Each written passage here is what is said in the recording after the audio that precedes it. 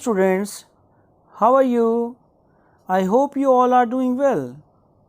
So students, I am Vijay Verma from Arnab Study Hub, and in this video we will study the poem Lebanon Top written by Ted Hughes from the book Hornbill.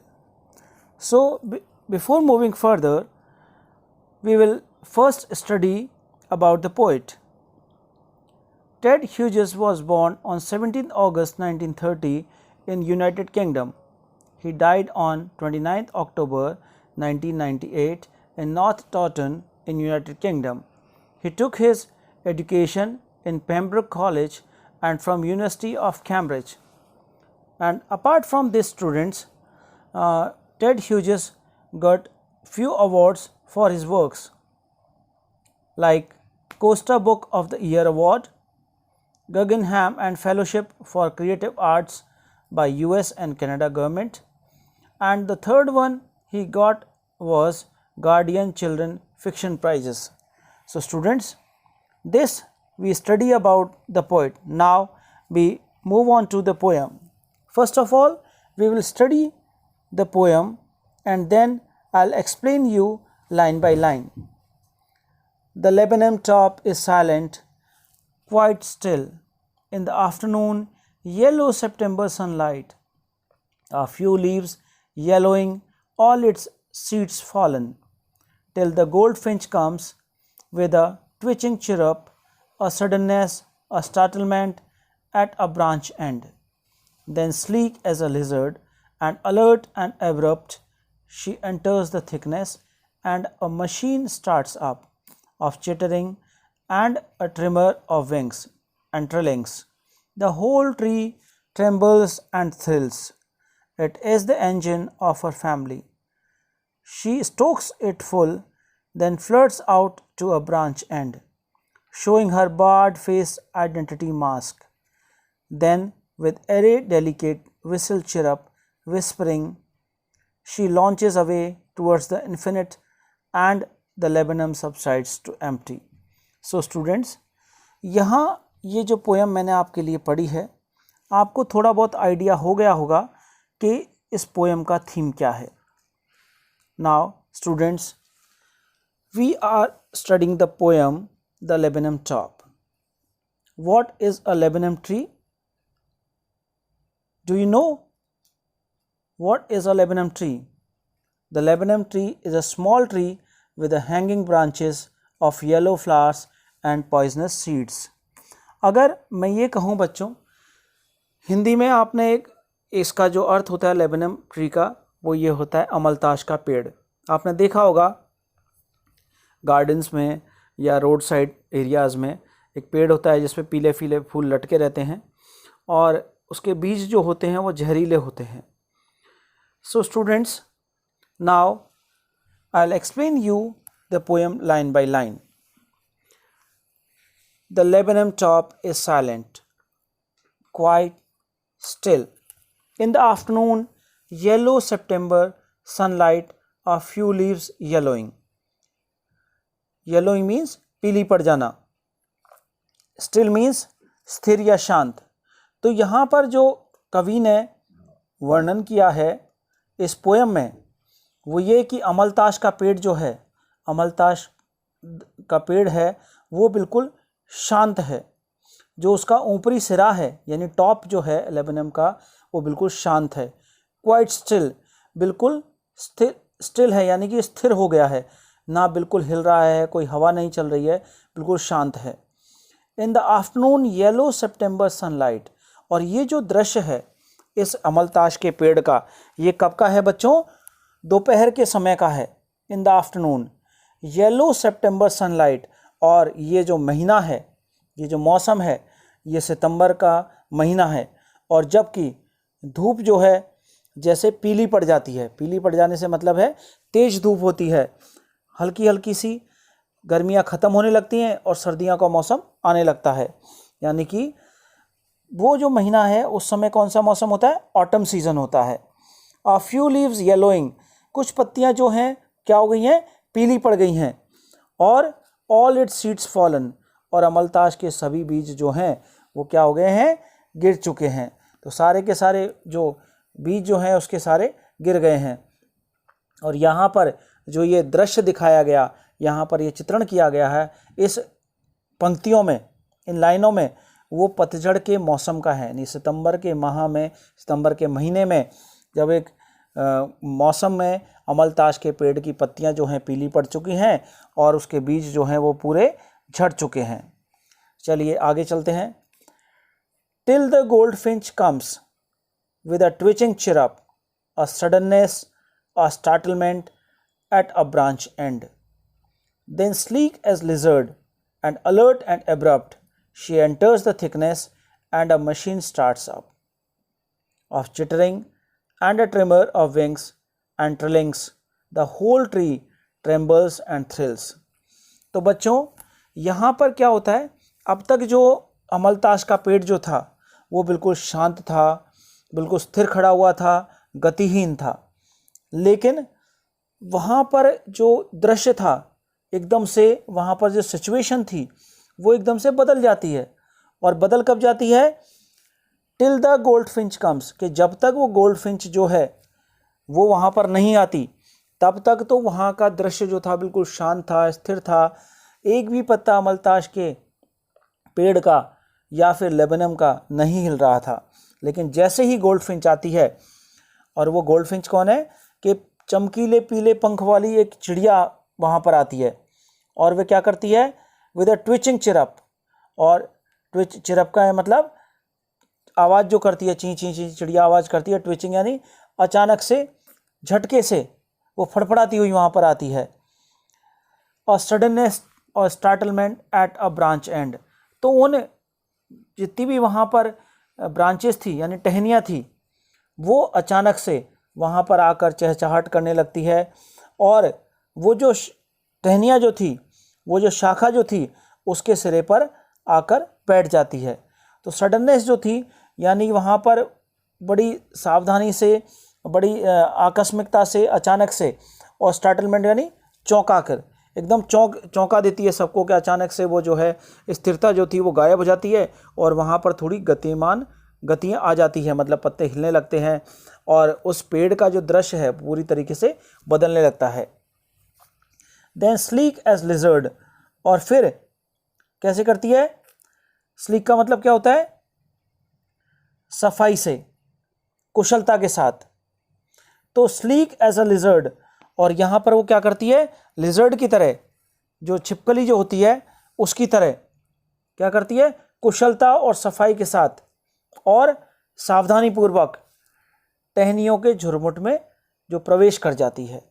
And alert and abrupt, alert यानी बिल्कुल चौकन्ना, abrupt यानी अचानक से।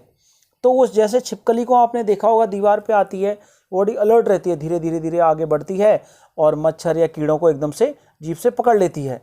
सो then sleek as a lizard and alert and abrupt, तो वो चौकन्नी भी है और क्या होती है?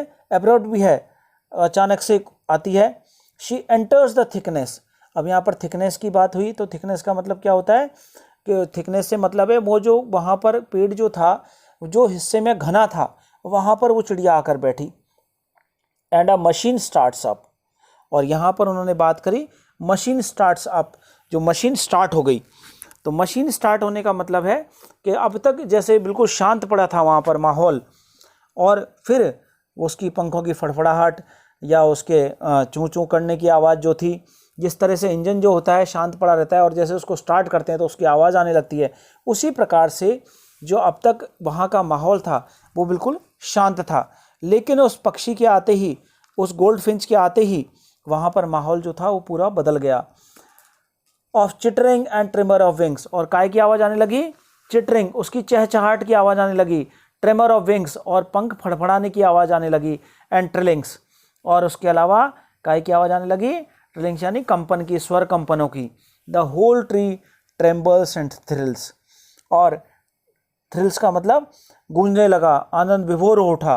तो पूरा पेड़ जो था खुशी के मारे वो थ्रिल्स, रोमांच में, उसमें पेड़ में रोमांच आ गया, रोमांचित हो गया वो पेड़। तो यहाँ पर लेखक ने पर्सोनिफिकेशन का भी यूज़ किया है कि वो जो पेड़ जो था वो रोमांचित हो गया, कि मानवीकरण का यूज़ किया है। The whole tree trembles and thrills, जो पूरा पेड़ जो था वो गूंजने लगा और आनंद विभोर हो गया, हिलने लगा। अब तक जो बिल्कुल दृश्य जो शांत पड़ा था उस पेड़ का, उस मौसम में या उस चित्रण में कवि ने चित्रण किया है उस पेड़ का, उसमें धीरे धीरे से पूरा बदलाव आ गया, खुशी का माहौल उस पेड़ पे आ गया। It is the engine of our family, और आगे उसने कवि ने क्या कहा, उसको, उस पक्षी को क्या कहा, इंजन ऑफ द फैमिली कहा। She stokes it full then flirts out to a branch and, और यहाँ पर उसने ये कहा कि कवि ने उसको, पक्षी को इंजन ऑफ द फैमिली कहा, और उसने जब ये कहा she is the engine of our family, उसने गोल्डफिंच के लिए कहा कि the bird goldfinch is the engine of the family.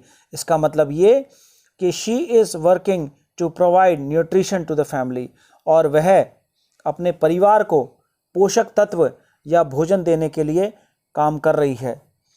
Just like the engine is the major part of the machine, जिस प्रकार से इंजन जो होता है वो मुख्य हिस्सा होता है उस मशीन का, कि जिस प्रकार से इंजन जो है, इंजन को ईंधन की आवश्यकता पड़ती है, उसी प्रकार से उस पक्षी के द्वारा उसके बच्चों को भोजन कराया जा रहा था।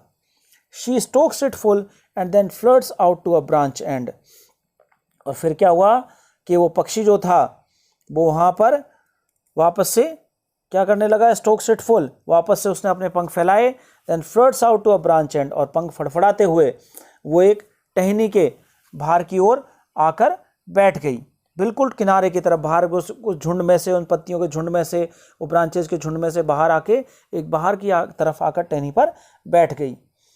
Then with a rare delicate whistle chirrup whispering, और फिर क्या हुआ कि